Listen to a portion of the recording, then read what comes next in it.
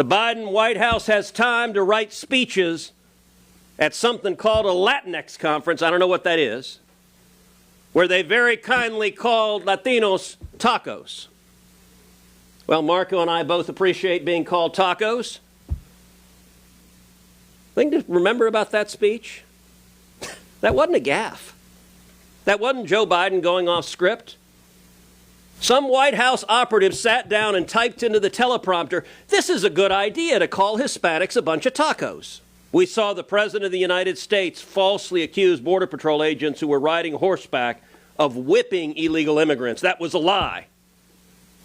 It was a cynical, cruel, vicious lie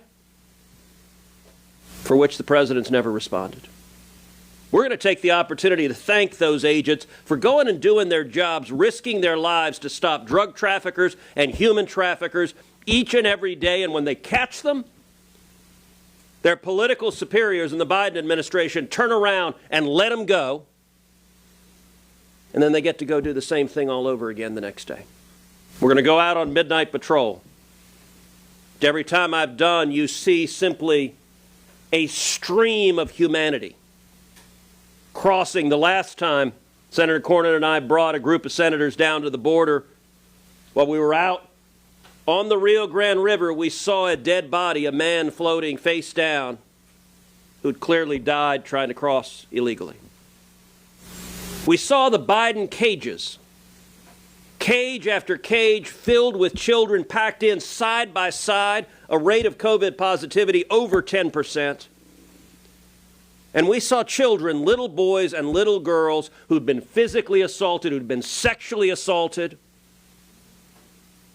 And Joe Biden and Kamala Harris and the Democrats do not give a damn. They created this.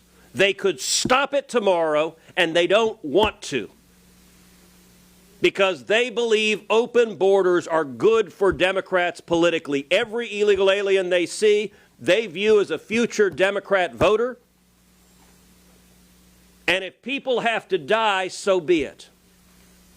In San Antonio, we recently saw a tractor trailer with over 50 people dead in it, illegal immigrants who died in the sweltering heat. Children as young as 13 packed into that tractor trailer. In addition to over 2.6 million people crossing illegally, we're seeing drugs crashing across the border as the Border Patrol agents are swamped with the illegal immigration. The drug cartels bring in historic levels of fentanyl, over 100,000 overdoses in the United States. The body count under Joe Biden and Kamala Harris keeps going up and up and up. It's not an accident. It's not an unintended side effect. It is their intended outcome. It is wrong. Joe Biden's been president a year and a half. He hadn't been to the border once. He has time to answer questions about his favorite flavor of ice cream. The Biden White House has time to write speeches at something called a Latinx conference, I don't know what that is, where they very kindly called Latinos tacos. Well, Marco and I both appreciate being called tacos. Thing to remember about that speech, that wasn't a gaffe. That wasn't Joe Biden going off script. Some White House operative sat down and typed into the teleprompter, "This is a good idea to call Hispanics a bunch of tacos." I'll tell you one consequence of what they're doing. South Texas is turning red. I'm predicting right now in November we will see South Texas, which has been electing Democrats for over 100 years.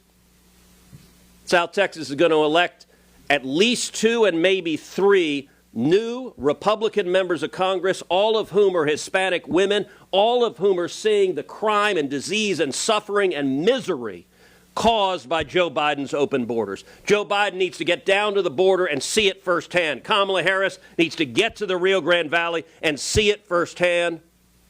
This is cruel, it is immoral, and it is causing absolute chaos and human suffering.